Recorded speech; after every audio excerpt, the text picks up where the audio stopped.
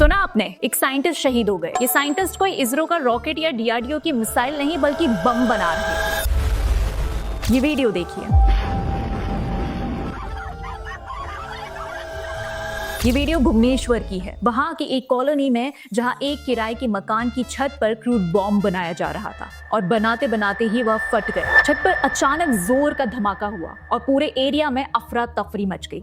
इस ब्लास्ट में 26 साल का शहनवाज मलिक जख्मी हुआ, फिर प्राइवेट हॉस्पिटल में ले जाया गया, लेकिन वहां उसकी डेथ हो गई। वह घर की छत पर बॉम्ब बना रहा था। शहनवाज एक हिस्ट्री शीटर अपराधी था, उस पर अटेम्प्ट टू मर्डर और आर्म्स एक्ट के कई सीरियस केसेस लगे हुए थे। ब्लास्ट में उसकी मां, उसकी गर्लफ्रेंड और एक दोस्त भी जख्मी हो गए। पुलिस के मुताबिक ये सब मिलकर वहां बॉम्ब बना रहे थे। ये लोग किराए के मकान में रहते थे और मकान मालिक को जरा भी अंदाजा नहीं था कि उनके घर की छत पर क्या चल रहा है। अगर ब्लास्ट थोड़ा और बड़ा होता तो पूरी बिल्डिंग उड़ सकती थी और कई बेगुनाह लोग अपनी जान गंवा सकते थे। पर क्या ये सिर्फ एक इंसिडेंट है या फिर ये बार बार दिखने वाला पैटर्न है? देखिए दोस्तों, उड़ीसा हो, उत्तर प्रदेश हो या वेस्ट बंगाल के कई इलाके हो या फिर कश्मीर, जहां की आबादी के बारे में हम सब जानते हैं कि वहां 99% किसकी आबादी है, इन सब जगहों से क्रूड बॉम्ब और ब्लास्ट की खबरें लगातार सामने आती रहती हैं। ये अलग अलग जगहों की अलग अलग घटनाएं नहीं लगती, बल्कि एक रिपीट होता हुआ सिलसिला दिखता है। अब देखिए, वेस्ट बंगाल में तो ये आम बात सी हो गई है। जैसे मुर्शिदाबाद में साइंटिस्ट ममुन मौला के घर पर क्रूड बॉम्ब बनाते वक्त ब्लास्ट हुआ, जिसमें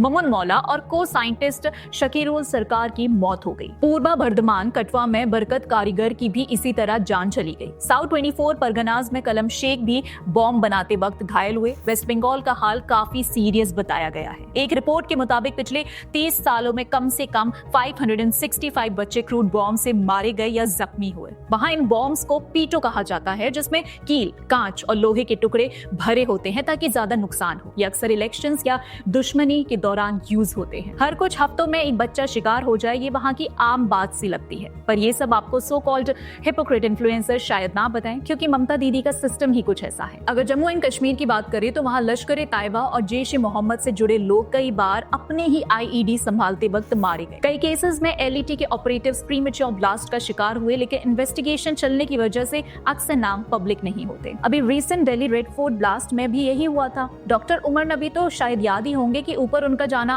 कैसे हुआ था। मतलब ये प्रॉब्लम सिर्फ एक शहर या एक राज्य तक सीमित नहीं है। देश के अलग अलग हिस्सों में ऐसे नेटवर्क बार बार सामने आते हैं और कई केसेस में इन्वॉल्व्ड लोगों के नाम एक ही कम्युनिटी से ज्यादा दिखते हैं जहां उनकी आबादी ज्यादा है। वैसे कहने को तो टेररिज्म का कोई धर्म नहीं होता, पर हर बार उसका चेहरा एक ही सोच और एक ही मजहबी तालीम से निकलता दिखता है।